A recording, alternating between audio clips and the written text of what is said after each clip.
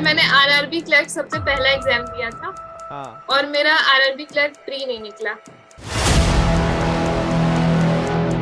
तो सर उस टाइम पे मैं इतनी डिमोटिवेट हो गई थी कि मुझे लगा कि सर जब आरआरबी क्लर्क प्री नहीं निकल रहा है एक साल पूरी तैयारी करने के बाद, तो फिर मतलब आगे मैं क्या ही सोचूं। ये तो उस बिल्कुल टाइम एक पे तो यही टर्निंग लगा। पॉइंट है, मतलब ये सोचा जाए जिसका आरआरबी क्लर्क तक एग्जाम नहीं निकल रहा है प्री, उसने एसबीआई पीओ निकाला। ये तो मतलब सच में आपकी खुद की हार्ड वर्क है, क्लैपिंग है मेरी तरफ से, और बड़ा मोटिवेशन हो आप सबके लिए। मेरे पास एक एज थी कि मैं ऑलरेडी यहाँ तक पहुंच चुकी हूँ, तो मुझे पता है मेरी मिस्टेक्स क्या है, उस पे काम किया। तो सर एक साल बाद अब आपके सामने है सर, दो दो जॉब्स हाथ में। बिल्कुल। आकांक्षा, ढेर सारी बधाई हो आपको। एसबीआई पीओ में फाइनली आपने सिलेक्शन ले लिया। इससे पहले आईबीपीएस पीओ का भी आपका रिजल्ट आया था, उसमें भी आपने सिलेक्शन ले लिया। कैसा लग रहा है आपको? सर बहुत अच्छा लग रहा है, मतलब best feeling in the world ये होती है। और घर पे भी सारे लोग बहुत खुश हैं। और मतलब सर 1 अप्रैल से तो सेलिब्रेशन चल ही रहा था, फिर एसबीआई पीओ इंटरव्यू था 8 को। तो हम्म। बीच में थोड़ा मतलब एसबीआई पीओ इंटरव्यू की प्रिपरेशन भी चल रही थी। हम्म। बट अभी सर सारे एसबीआई के भी रिजल्ट आ गए, आईबीपीएस के भी रिजल्ट आ गए, तो सर अब तो डबल सेलिब्रेशन चल रहा है, सब लोग अब तो बहुत खुशी खुश हैं। खुशी है ना? देखो यस। होता क्या है कि जब एक कैंडिडेट तैयारी कर रहा है ना बैंक एग्जाम की, तो उसके लिए ना एक सपना होता है कि हम क्या करें, एसबीआई में पीओ बन जाएं। जैसे आईबीपीएस में पीओ बनना अच्छा लगता है, खुशी है।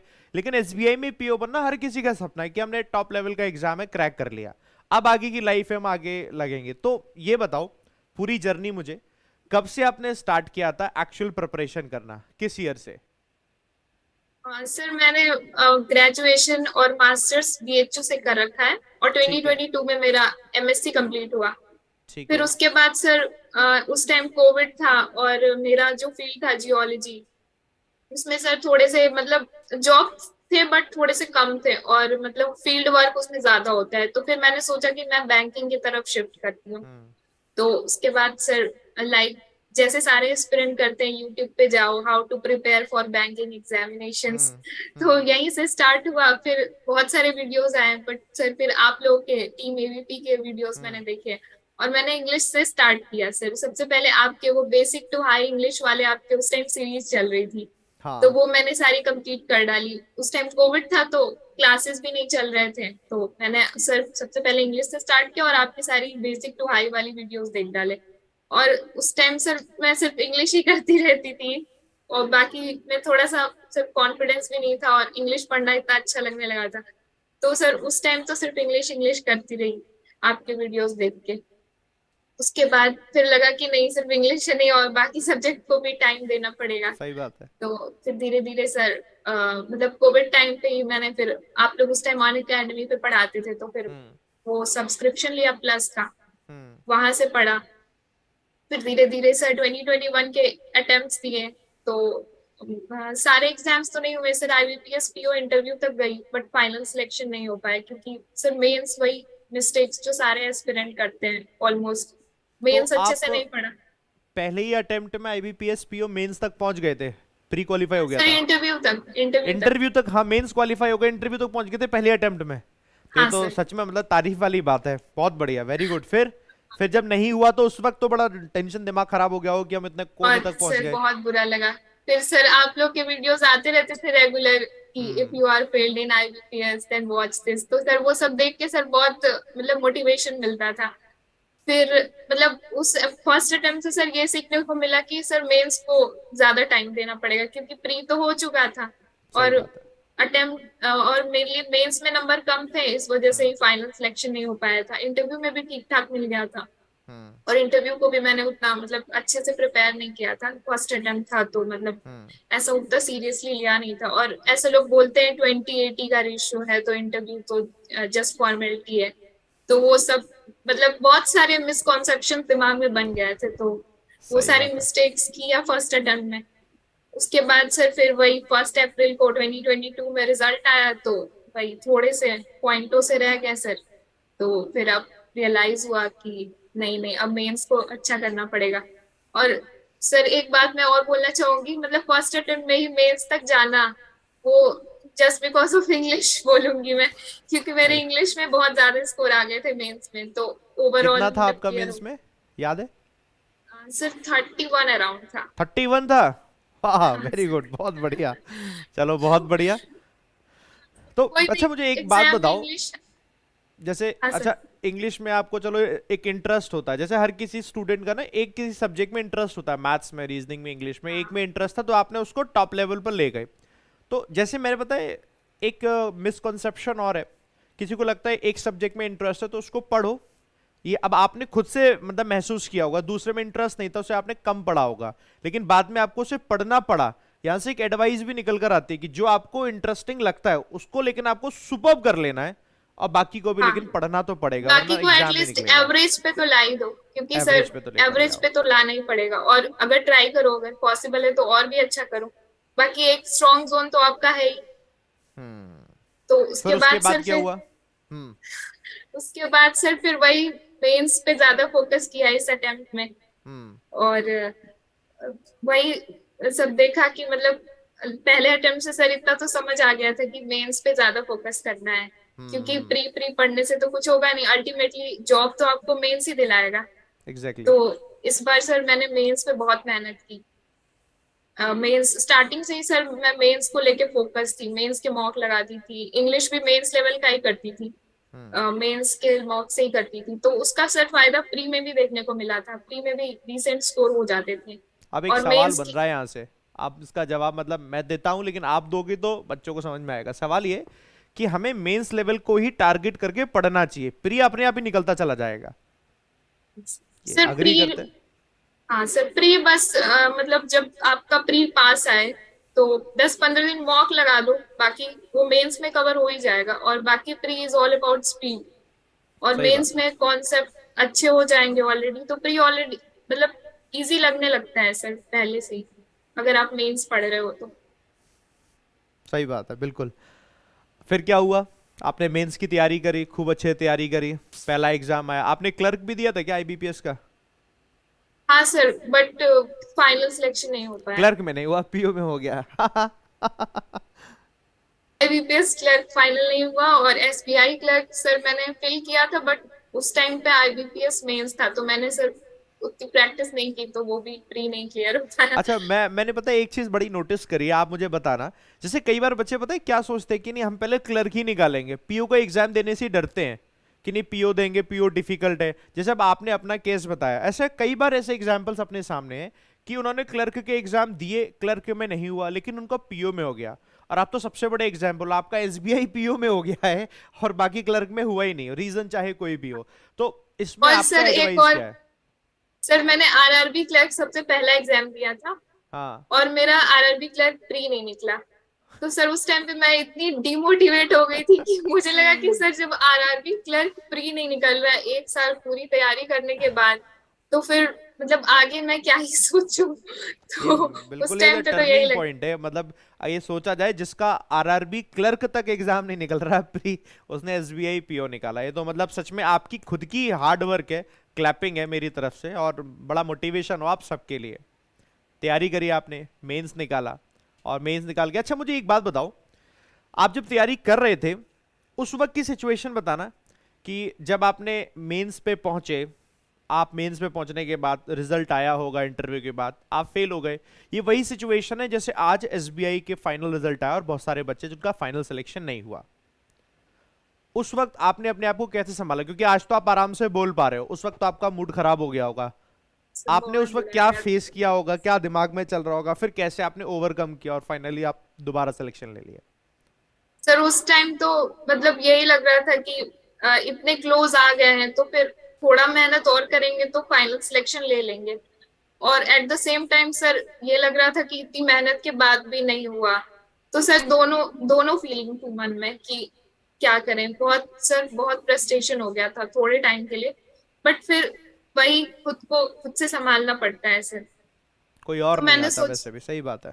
हाँ सर, खुद को खुद से फ्रस्ट्रेशन से निकालना पड़ता है, क्योंकि आप कितने दिन डिप्रेशन में रह लोगे, 1 महीने 2 महीने, अल्टीमेटली मतलब आप अपना ही लॉस कर रहे हो।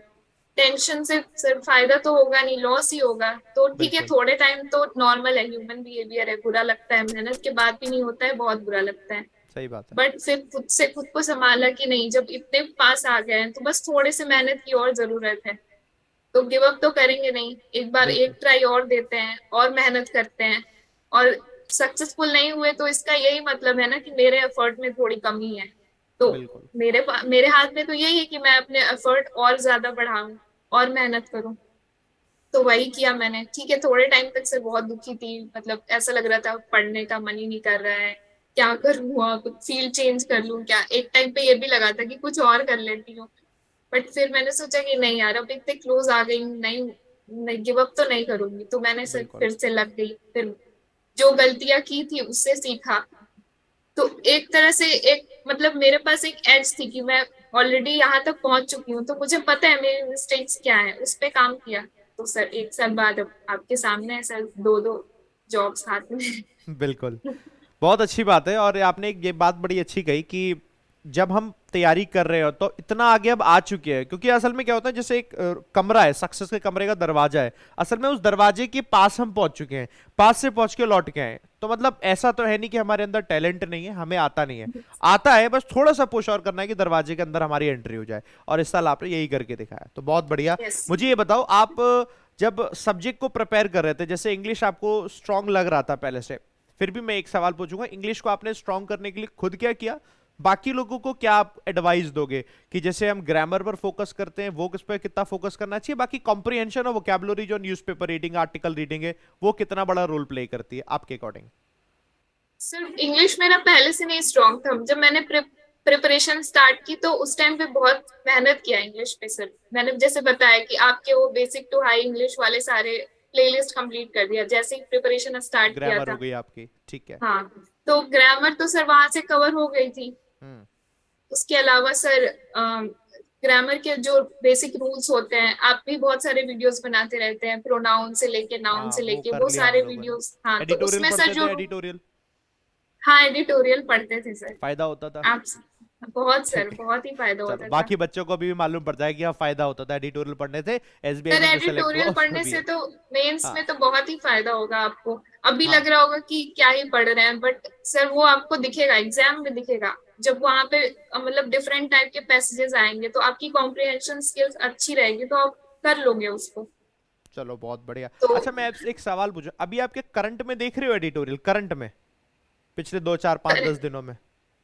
सर अभी 2 4 दिनों में तो नहीं देख रहे हैं नहीं क्योंकि देखा। मैं थोड़ी सी। आपको एक चीज बताता हूँ, फिर आप मुझे बताना वो कैसा बेनिफिट है। जब आप मुझसे पढ़ रहे होंगे उस वक्त मैं जैसे पढ़ाता था, अब मैंने अपने आप को अपडेट किया है, वो बताना कितना बेनिफिट मिलता है। जैसे एक आर्टिकल लिया, उसी आर्टिकल के हमने वो कैप निकाल रखे हैं, एंटोनम सिनोनम सेंटेंस यूज निकाल रखे हैं, उसी आर्टिकल की इडियम्स, उसी आर्टिकल में फ्रेजल वर्ब जितनी यूज हुई है वो, उसी आर्टिकल का एक डिस्क्रिप्टिव क्वेश्चन, और डेली ही मैं एक डिस्क्रिप्टिव आंसर खुद ही लिख कर लाता हूं उसी आर्टिकल से, और उसी आर्टिकल का एक पूरा पैसेज बना लेता हूं, पैसेज बनाकर उसी आर्टिकल के क्वेश्चन और आंसर्स देता हूं आरसी के फॉर्म में। ये अगर मैं रेगुलर कर रहा हूं, अभी से मैंने स्टार्ट किया, 10 दिन हुआ होगा, 10 12 दिन, ये बेनिफिट मिलेगा बच्चे को उससे। सर मुझे तो लगता है ये बहुत अच्छा है सब क्योंकि कुछ हो गया अब तो सर कवर। हाँ, सब कुछ कवर हो गया, आपका vocab कवर हो गया, आपका कॉम्प्रिहेंशन तो एडिटोरियल में हो ही जा रहा है। उसके अलावा सर डिस्क्रिप्टिव, डिस्क्रिप्टिव जिसको लोग वो मतलब हाँ, एग्जाम के 5 6 दिन पहले स्टार्ट करते हैं, तो वो आप वो डेली पहले की से डेली। कर रहे हो तो उसको बहुत फायदा मिलता है। और सर एसबीआई पीओ में तो 50 मार्क्स का डिस्क्रिप्टिव मतलब गेम चेंजर होता है। मुझे तो लग सही रहा है बात है। सर एसबीआई पीओ में मेरा डिस्क्रिप्टिव और इंग्लिश मिला के ही गेम चेंज किया है पूरा। चलो बहुत बढ़िया। तो अब ये बताइए आप, मैथ्स और रीजनिंग, क्योंकि जो एरिया कम स्ट्रांग है, जिसमें इंटरेस्ट कम है, उसमें आप इंटरेस्ट लेकर भी आए और उसे आपने इंप्रूव किया, स्ट्रांग किया, वो कैसे किया? सर मैथ्स मेरा बैकग्राउंड था, तो मैथ्स में मुझे उतनी प्रॉब्लम नहीं हुई। बट फिर भी वो जो कॉलेज में मैथ्स होता है वो अलग होता डिफरेंट है, होता है। और यहाँ का मैथ्स अलग होता है। तो मैथ्स सबसे पहले सर मैंने अपना बेसिक स्ट्रॉन्ग किया। पहले अर्थमेटिक के सारे चैप्टर्स टॉपिक वाइज पढ़ा, हम्म। फिर उसके क्वेश्चंस लगाए। उसके बाद फिर मॉक पे स्विच किया धीरे धीरे। उसके बाद सर पहले प्री के मॉक पे अपनी कमांड बनाई। हम्म। चैप्टर वाइज मैं मॉक देती थी, लाइक अगर आज मैंने हम्म। प्रॉफिट एंड लॉस कंप्लीट किया तो उसके मुझे जहां से भी क्विजेस दिखे, चाहे किसी भी प्लेटफॉर्म पे, उसके क्विजेस करती थी सर। उसके बाद फिर उसके चैप्टर टेस्ट होते थे, वो करती थी। हम्म। ऐसे कंप्लीट किया मैंने। ऐसे ऐसे करके सर सारे टॉपिक्स कंप्लीट किया। और उसके बाद फिर डीआई भी पैरेलली करती थी। हम्म। उसके बाद सर प्री ऐसे धीरे धीरे किया। हम्म। फिर मेंस पे स्विच किया। हम्म। तो मेंस पे सर ये जो ट्रांजिशन होता है ना, प्री टू मेंस, ये थोड़ा सा मतलब थोड़ा सा प्रॉब्लम करता है, क्योंकि प्री में आपको रिजल्ट्स तुरंत दिखते हैं, आप करो तो रिजल्ट भी उसके थोड़े जल्दी दिखते हैं। मेंस में हम्म। आपको जल्दी रिजल्ट नहीं दिखते हैं। सही आप बात है। दिन दिन भर बैठे रहो, आप पूरा डीआई करो, एक डीआई में फंस गए, उस पर 3-4 घंटे लग जाते हैं। तो थोड़ा सा उस टाइम पेशेंस चाहिए होता है। तो उस टाइम लगता है कि छोड़ो, मेंस छोड़ देते हैं, जब पेपर आएगा तब देखेंगे, बट वो नहीं करना होता है सर। अब उस पे लगे रहो, आप 3 घंटे लगाओ, 4 घंटे लगाओ, अभी लगा रहे हो, एग्जाम में उसका बहुत फायदा दिखेगा। मतलब ये वो आपकी बिल्कुल सही थिंकिंग बात है। कैपेसिटी डेवलप करेगा। और पेशेंस तो बहुत आएगा सर। सबसे ज्यादा पेशेंस की जरूरत है ना। हाँ, वैसे अच्छा, मैंने मेंस एक में तो। चीज आपसे समझ रहा हूँ, जैसे किसी से भी हम पूछते हैं कि क्या स्ट्रेटेजी अपनाएं, तो स्ट्रेटेजी कोई अलग नहीं होती है। आप पढ़ना वही है, बट अगर आप कॉन्सिस्टेंट है ना और पेशेंस के हाँ साथ में कॉन्सिस्टेंट है, तो आपका सिलेक्शन होगा, 100% हो जाएगा। बट मैंने यही देखे लोग कुछ दिन मेहनत करने के बाद पीछे हो जाते हैं। आप जब वहां पहुंचे थे, आईबीपीएस पीओ मेंस इंटरव्यू, उसके बाद जब आप पीछे हुए थे, उसके बाद भी आप लगातार लगे रहे ना, बस वही एक पेशेंस चाहिए होता है कि पेशेंस के साथ कॉन्सिस्टेंसी, सिलेक्शन हो जाएगा, है ना। चलो बहुत बढ़िया। और रीजनिंग? रीजनिंग तो सर, रीजनिंग मुझे थोड़ा सा बहुत डर लगता था। रीजनिंग में मैं मतलब एक प्रॉब्लम होती है ना, प्री में जाके जल्दी जल्दी करने के चक्कर में पजल में फंस जाते थे। तो हम्म। ये मुझे मेरे साथ बहुत स्टार्टिंग में होता था। हम्म। बट वही उसका रीजन यही था कि प्रैक्टिस उतनी नहीं होती थी।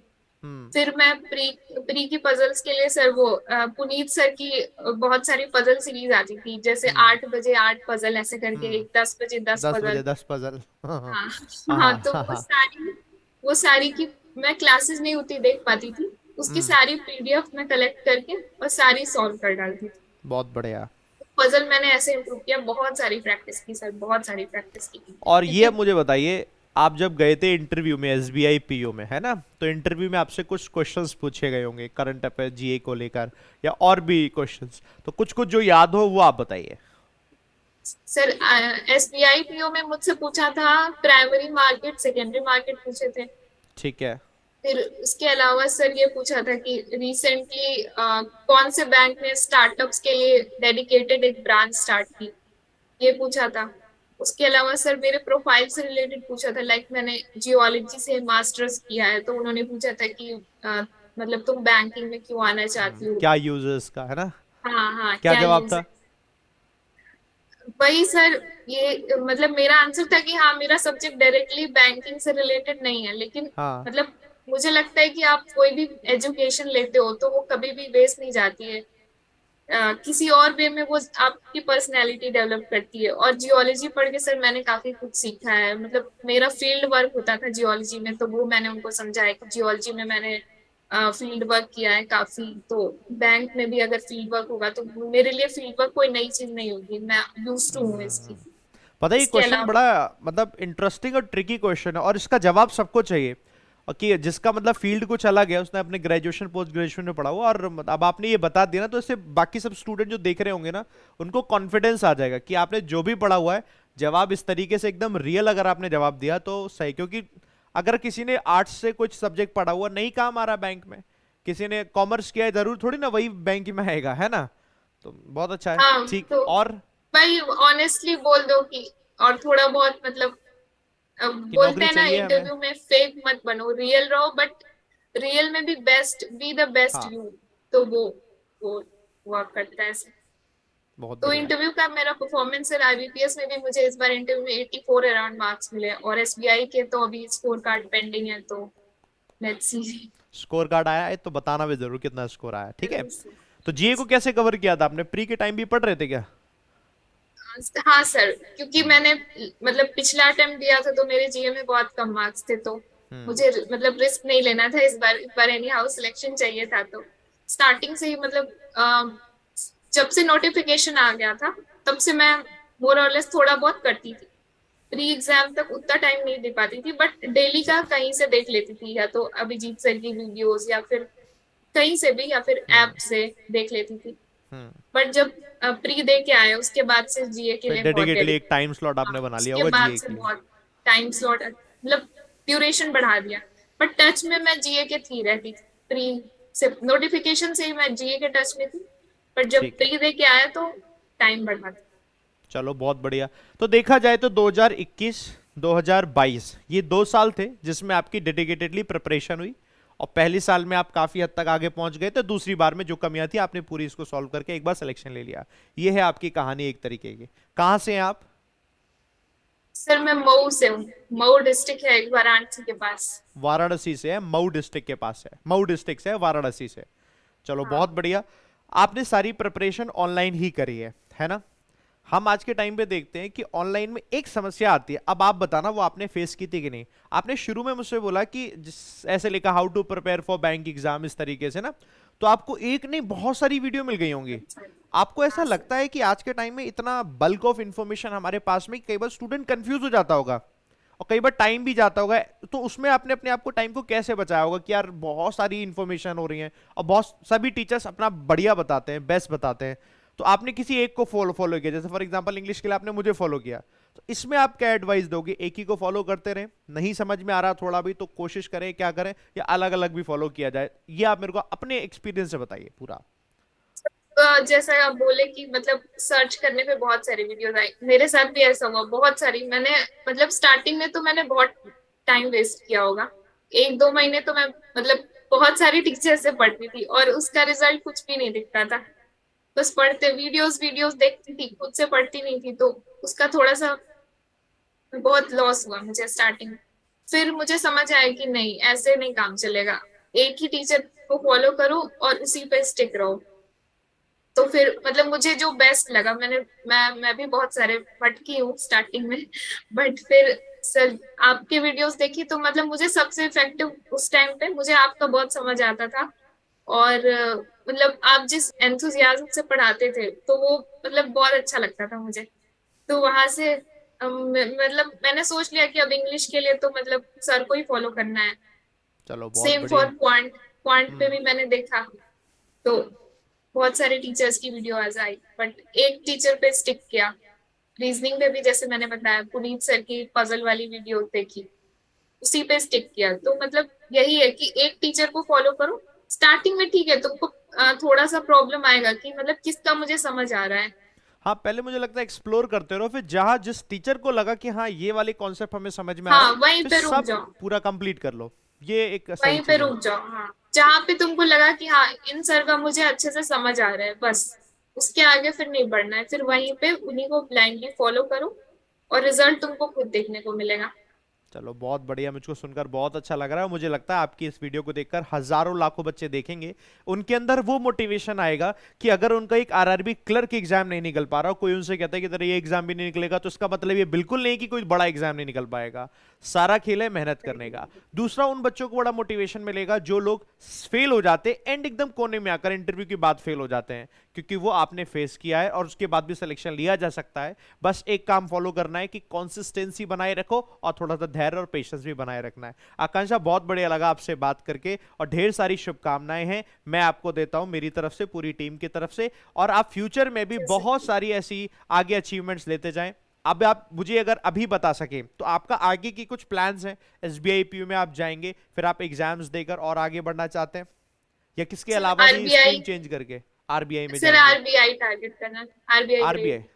बट ऑब्वियस आंसर है, कोई और इसका आंसर नहीं। बहुत बढ़िया, wish you all the best. आप डेफिनेटली आरबीआई में जाएं और वहां पर भी खूब नाम कमाएं, है ना? मुझे एक छोटी सी बात थैंक यू बताइए, सर। जब घर में आपने बताया और घर वालों को उम्मीद बहुत होती है ना, तो आपकी फैमिली में कौन कौन है? सर मम्मी पापा, एक दीदी और भैया, बड़े दीदी बड़े भैया। आप घर में छोटे हैं सबसे, है ना? हाँ सर। तो सबको उम्मीद थोड़ी ज्यादा भी होंगी छोटे से, है ना? हाँ भैया को भी, दीदी को भी, मम्मी पापा को। तो कैसा हाँ। लगा जब आपने सबसे पहले बताया आईबीपीएस पीओ निकल गया? सर सबसे पहले पापा को बताया, फिर पापा मम्मी को बताया, फिर आ, मतलब मम्मी तो रोने ही लगी एकदम खुशी के मारे। सही बात बहुत है। ही ज्यादा खुश थी, मतलब मैंने मम्मी को इतना खुश बहुत ही कम ही देखा होगा। वो तो रोने ही लगी। और मुझे भी बहुत खुशी हुई सर, मतलब वो मोमेंट अभी भी सोच के बहुत अच्छा लगता है सर। मतलब बेस्ट मोमेंट होता है वो तो। और फिर भैया दीदी भी बहुत खुश थे, वो लोग भी एकदम मतलब अलग ही लेवल अब पे जैसे खुश थे। सिलेक्शन हो गया उस दिन, फिर सबको ये भी पता होगा भी एसबीआई का भी रिजल्ट आने वाला है, तो इंटरव्यू हो गया था क्या तब आपका? नहीं सर, इंटरव्यू उसके फर्स्ट बाद ही को हुआ है? रिजल्ट आया, 8th को इंटरव्यू था। 8th को इंटरव्यू था। तो फिर हाँ उसके बाद जब आपने ये बताया तो खुशी डबल हो गई होगी सबकी। हाँ, उसका तो कल रिजल्ट आया, और एसबीआई का तो ऐसा फिक्स होता नहीं है कब आना है, कल हम्म। अचानक से शाम में आया। हम्म। तो मैंने देखा पीडीएफ, फिर मुझे मेरा रोल नंबर दिखा तो मेरे को लगा कहीं फेक तो नहीं है, क्योंकि कभी कई बार एसबीआई होता का है। ऐसा होता है, फेक रिजल्ट आ जाता है। हाँ। तो मैंने घर में बताया, बट बोला कि अभी 1 घंटे तक मतलब श्योर नहीं बोल सकते जब तक वो श्योरिटी दिल में थोड़ी धक वेबसाइट। धक रहती है कि यार सही है हाँ कि नहीं है ना। कि हाँ कहीं सच में हुआ है या फिर फेक पीडीएफ। तो हम्म। फिर उसके बाद सबको एसबीआई का बता दिया, तो फिर से सेम खुशी फिर से डबल हो गई। बहुत बढ़िया। तो फिर जब सिलेक्शन हो गया तो फिर आपने यहाँ पीडब्ल्यू में टीम मेंबर को दी थी हाँ इन्फॉर्मेशन? सर, वो आपने ग्रुप मुझे है नहीं ना। बताया। सर अरुण सर को बताया था, फिर आपको भी मैसेज करने वाले थे फिर। मैंने देखा था नहीं एक ही बट मैसेज था, नहीं आया था मैसेज, मुझे बाद में पता चल गया। तो मैंने कहा ठीक है कल ही हम शेड्यूल करेंगे। चलो bye sir, by the way आप सर बहुत। आपका ही तो क्रेडिट है, क्योंकि इंग्लिश डोमिनेट, मतलब एसबीआई में तो इंग्लिश का इतना बड़ा वेटेज था सर, हाँ ये तो तो है। सर आपके सब्जेक्ट का तो तो मतलब आपकी इंग्लिश मेहनत के है। बिना तो पॉसिबल ही नहीं था सर, तो all credit goes to you sir. अरे ऐसा नहीं है, मेहनत आपकी है। हाँ साथ में हम लोग हाँ सबको पढ़ाते हैं, बट उसमें आपने मेहनत करी, कंसिस्टेंसी रखाई और मोटिवेशन अपने अंदर बनाए रखा। फाइनली आपने सिलेक्शन लिया, बहुत अच्छी बात है। आप इसी तरीके से आगे थैंक यू बढ़ते सो जाइए, मच सर। है ना। कोशिश करेंगे आपसे इन पर्सनल हम लोग मीटिंग कर पाए, है ना। 22 तारीख को अभी बहुत सारे स्टूडेंट को बुलाया है जो ऑलरेडी सेलेक्ट हुए हैं आईबीपीएस पीओ में। क्या आप भी आ रहे हैं? हाँ आप भी आ सर, रहे हैं? बहुत ट्राई बढ़िया। ट्राई करेंगे सर। ट्राई नहीं भी तो आना है, इतने सारे स्टूडेंट्स आ रहे हैं। हाँ आप भी आइए, सिलेक्टेड लोगों से जी हम इन सर, जी पर्सन सर, मिलते हैं अपने पीडब्ल्यू के ऑफिस में। बढ़िया है ना। चलिए, जी wish you sir all the जरूर। बेस्ट। और जितने भी थैंक बच्चे यू इसे सर। देख रहे हैं दोस्तों, आप सब लोग भी अपने जो सवाल पूछना चाहे कमेंट बॉक्स में बताइएगा। जो भी आपको मोटिवेशन मिला हो आज आकांक्षा की स्टोरी को सुनकर, उस मोटिवेशन को दोस्तों अपने अंदर बना के रखिएगा। और ये एक प्रतिज्ञा ले लेना है, चाहे कुछ भी हो जाए, मोटिवेशन बना के रखना है, हमें कंसिस्टेंट रहना है और सिलेक्शन आपका 100% होगा। खुद पर विश्वास रखिए, है ना। So thank you very much Akanksha, thank you very much. और थैंक यू मिलेंगे एक सर। बार थैंक यू फिर सो से मच हम, सर। हाँ, एक और सक्सेस स्टोरी के साथ। Thank you very much. Thank you. Thank you sir.